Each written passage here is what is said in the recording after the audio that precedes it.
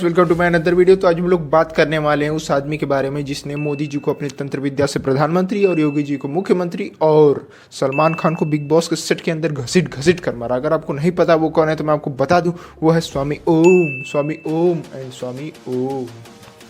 स्वामी ओम बाबा कम comedian ज़्यादा थे, पहले उनकी ये वीडियोस देखिए आप।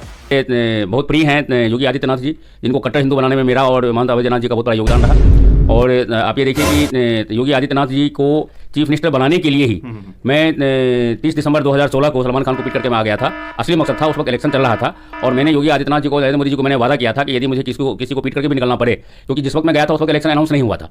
तो मेरे अंदर बिग बॉस के घर में जाने के बाद इलेक्शन अनाउंस हुआ था। तो बीजेपी के लिए कैंपेनिंग करने के लिए और हिंदू द्रोहियों को सत्ताविहीन करने के लिए मैं सलमान खान को पीट करके मैं बाहर आ गया था। उसके बाद मैंने कैंपेनिंग की, जिसका रिजल्ट आप लोगों ने देखा कि किस तरह से 2017 के इलेक्शन में कितने बहुमत से भाजपा सत्तासीन हुई। और मेरा यह प्रयास है, हालांकि उस वक्त नरेंद्र मोदी जी उसको चीफ मिनिस्टर नहीं बनाना चाहते थे, योगी आदित्यनाथ जी को अमेरिका भेज रहे थे। तो मैंने जिद कर दिया, मैंने उनको ये कहा कि भाई ये नहीं हो सकता, मैं बिग बॉस का बलिदान देकर के आया हुआ हूँ इनको चीफ मिनिस्टर बनाने के लिए, और आप इस तरह से करेंगे तो मैं भाजपा के मैं टुकड़े टुकड़े कर दूंगा। यानी योगी को सीएम आपने बनाया? मेरा उसमें योगदान रहा, उनका मेहनत और उनका भाग्य भी रहा, लेकिन मेरा उसमें बहुत बड़ा योगदान रहा। योगी को सीएम बनाने के लिए मैं बिग बॉस में सलमान खान को पीट करके बाहर आया था, क्योंकि मुझे कैंपेनिंग करना था। मेरी कैंपेनिंग बहुत हार्ड होती है। बाबा ने बताया उनकी कैंपेनिंग बहुत हार्ड होती है, तो अभी हम आपको दिखाते हैं उनकी कैंपेनिंग किस तरीके से हार्ड होती है। समझ रहे हो ना? पूनम जी दो मिनट चलिए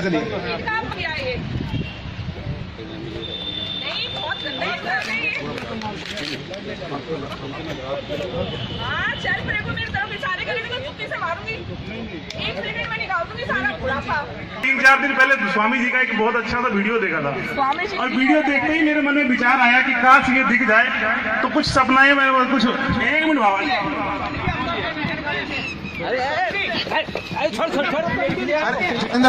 जितेंद्र भाई नहीं।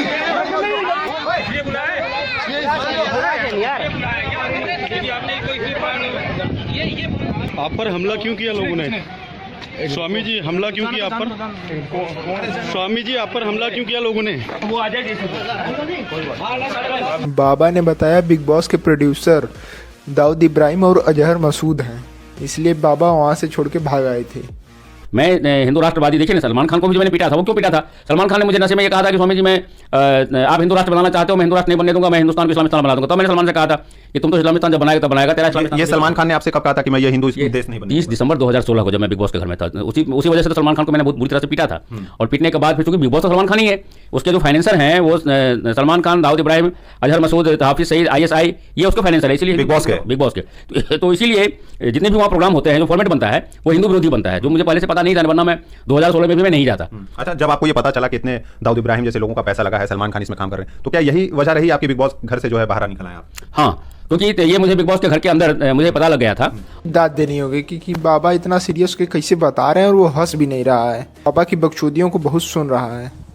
ने ये भी विवरण किया कि उन्होंने सलमान खान को कैसे मारा, कहाँ कहाँ कितने लाते मारी, पेट पे मारी, कहाँ मारी, सब कुछ इसमें बताया है भैया। ये देखिए पहले ने बाबा जी सलमान खान को जिस दिन मैंने घसीट के मारा था, उस दिन सलमान खान ने मुझे वो 10 साल के इतिहास में पहली बार फिजिकली बिग बॉस के घर में वो आया था। उससे पहले तक 10 साल तक वो सिर्फ स्क्रीन से बात करता था कंटेस्टेंट से। अब इतना हट्टे कट्टे सलमान खान को आपने घसीट के मारा? ऐसा है भैया, मैं ब्रह्मचारी हूँ और सलमान खान ब्रह्मचारी है, तो सिर्फ बॉडी रखने से ताकत नहीं आता, ताकत यहाँ होती है।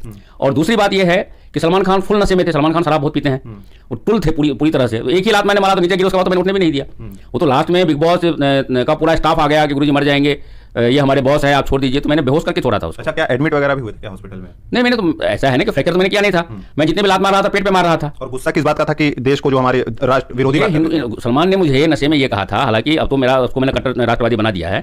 सलमान ने मुझे ये कहा था कि गुरुजी आप हिंदू राष्ट्र बनाना चाहते हो, मैं हिंदुस्तान को मैं इस्लामिस्तान बना दूंगा, जो मेरे लिए सबसे बड़ी गाली थी। सलमान खान मुझे 50,000 जूते मार देते मुझे दुख नहीं होता, लेकिन मेरे देश के खिलाफ साजिश की बात करेंगे तो मैं तो दुनिया भर के आतंकवादियों को ऑलरेडी मैं खुद अपने हाथ से मर्डर करता हूँ। मुझे खुद भी याद नहीं मैंने कितने आतंकवादियों को मर्डर किए हुए हैं, लेकिन गवर्नमेंट के नॉलेज में है मैंने कितने आतंकवादियों को मर्डर किया है। स्वामी ओम ने बताया कि उन्होंने कई मर्डर भी किए हैं कई आतंकवादियों के। बाबा कह रहे हैं कि बाबा का दावा ये भी है कि उन्होंने इंदिरा गांधी को भी प्रधानमंत्री बनाया था, जब पूरा देश कह रहा था कि वो इंदिरा गांधी दोबारा प्रधानमंत्री नहीं बन सकती। बाबा ने अपनी तंत्र विद्याओं का प्रयोग करके इंदिरा गांधी को प्रधानमंत्री बनाया। मेरे नाम से कांपते हैं। अच्छा बाबा, कोई तंत्र मंत्र भी करते हैं क्या जिससे आतंकवादी या मुझे तांत्रिक सम्राट कहा गया है, मुझे किंग ऑफ ऑकल्टिस्ट कहा गया है, और उसके बहुत सारे प्रूफ है आज भी। आप ये देखिए, इंदिरा गांधी 77 में जब हारी थी तो पूरे वर्ल्ड के सभी एस्ट्रोलॉजर्स ने कह दिया था कि इंदिरा गांधी जिंदगी में दोबारा एक मुखिया के इलेक्शन में नहीं जीत सकती। और मैंने अनाउंस किया था कि इंदिरा गांधी को मैं 14 जनवरी 1980 को मैं 350 सीटों से मैं प्राइम मिनिस्टर बनाऊंगा, और वो मैंने बनाया। और उसमें तो बल्कि अशोका हॉल में एक मजाक भी हो गया था। इंदिरा गांधी ने शपथ ग्रहण के बाद ये कहा पत्रकारों को कि स्वामी जी ने तो 350 सीट कहा था, लेकिन मुझे तो 351 मिल गया। तो मैंने उसी वक्त राष्ट्रपति के जो सचिव थे उनको मैंने ये कहा कि एक लेटर पैड दीजिए और उसमें रेजिग्नेशन लिखेंगे। तो फिर रेजिग्नेशन मैंने राष्ट्रपति भवन में ही इंदिरा गांधी लिखवा करके जो चिकमगलूर वाला सीट था उसको मैंने खत्म कर दिया था। तब मैंने पत्रकारों से कहा, मैंने अब बताइए कितना सीट बचा, तो उनका 350। तो जो बात 1978 में मैंने कही थी उस बात को मैंने 14 जनवरी 1980 में मैंने साबित करके दिखाया।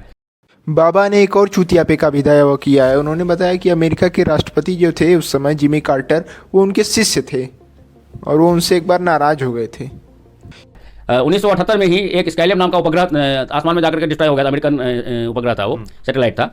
उस वक्त मेरे शिष्य थे वहाँ के राष्ट्रपति जिमी कार्टर और उनकी पत्नी मेरी बड़ी अच्छी भक्त थी। और मैं पहला आदमी हूँ जो नॉन पॉलिटिकल होते हुए भी व्हाइट हाउस में मैं चीफ गेस्ट था। अटल बिहारी वाजपेयी उस वक्त फॉरेन मिनिस्टर थे और अटल बिहारी वाजपेयी को सादर आमंत्रित करके बुलाया गया था अमेरिका, लेकिन अमेरिका का राष्ट्रपति उनको अपॉइंटमेंट नहीं दे रहा था। तब अटल बिहारी वाजपेयी ने मेरे से कॉन्टैक्ट किया कि गुरुजी आप व्हाइट हाउस में हो, बड़ी बेइज्जती हो रही है हिंदुस्तान का मैं विदेश मंत्री हूँ, आप कुछ करो। तो मैं और जिमी कार्टर एक साथ हम नाश्ता करते थे। तो मैंने कहा कि मैं तुम्हारे साथ में नाश्ता ही नहीं, मैं खाना ही नहीं खाऊंगा। तो उन्होंने जब रीजन पूछा, मैंने कहा कि मेरे भारत के विदेश मंत्री के साथ तुम मिलने रहे हो, तो अपॉइंटमेंट नहीं दे रहे हो, तो तुम मेरे देश का इज्जत नहीं करते हो, तो मेरी इज्जत करने का फायदा क्या है। तब आपने देखा होगा 1978 में अटल बिहारी वाजपेयी को मैंने ब्रेकफास्ट पे राष्ट्रपति के साथ में बैठाया, मैं भी बैठा व्हाइट हाउस में, उनको मैंने सम्मान दिलवाया। तो ये उन्होंने जिमी कार्टर ने वहाँ पर वैज्ञानिकों का एक गोलमेज कॉन्फ्रेंस हुआ था पूरे वर्ल्ड के वैज्ञानिकों का, जिन्होंने हाथ खड़े कर दिए थे कि हम स्काईलैब के से जो विध्वंस होने वाला है उसके प्रभाव को हम निष्प्रभावी नहीं कर सकते। उसका एक टुकड़ा भारत में भी गिरने वाला था। तो वैज्ञानिकों ने, मोरारजी भाई थे उस वक्त प्राइम मिनिस्टर, मोरारजी भाई मेरे बड़े अच्छे थे, तो उन्होंने मोरारजी भाई से रिक्वेस्ट किया कि आपके राजगुरु हैं स्वामी ओम जी, उनके पास पावर है, वो यदि चाहें तो स्काईलैब उपग्रह को वो किसी पानी में गिरा सकते हैं जिससे कि पूरे वर्ल्ड में से कोई नुकसान नहीं होगा।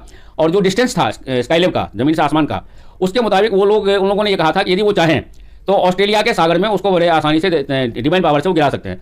तो मैंने यहाँ पे प्रेस कॉन्फ्रेंस लिया था 1978 में प्रेस क्लब में, और मैंने घोषणा की थी कि मैं वैज्ञानिकों का चैलेंज में एक्सेप्ट करता हूँ। वैज्ञानिक जब हार जाते हैं वहीं से डिविनिटी शुरू होती है। तो मैं ये घोषणा करता हूँ कि उसमें मैंने डेट बताया था कि फलाने तारीख को इतने बज के इतने मिनट पे ऑस्ट्रेलिया के सागर में स्काईलैब उपग्रह सैटेलाइट गिरेगा, और वहीं गिरा। वो फिर पूरे वर्ल्ड में। इतना ही नहीं, स्वामी ओम ने बिग बॉस के अंदर कई अश्लील हरकतें भी की हैं। आप पहले ये वीडियोस को देखिए। मैं जानती हूँ कि आपने कितने नागों को भी कब्जों में किया होगा, तो थोड़ा सा नागिन डांस हो जाए मेरे साथ।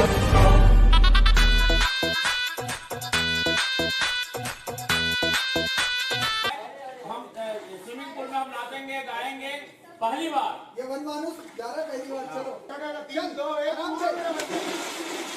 वाह, इनको 3 2 1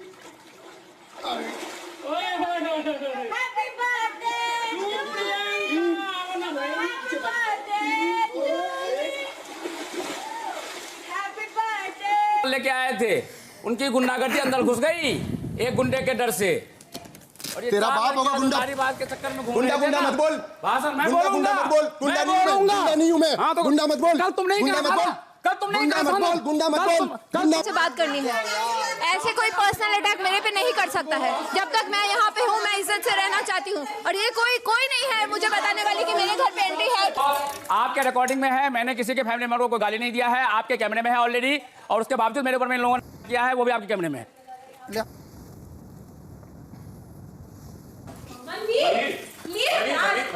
के अंदर बाबा ने पेशाब कर कर अपने ही बेटी के ऊपर फेंक दिया था। जिन्हें वो बेटी बेटी करते थे, सभी कंटेस्टेंट जो भी लड़कियां थी उन्हें वो बाबा बेटी बेटी करते थे, लेकिन बाथरूम करके उन सबके ऊपर फेंक देते थे। शिट, ये क्या है?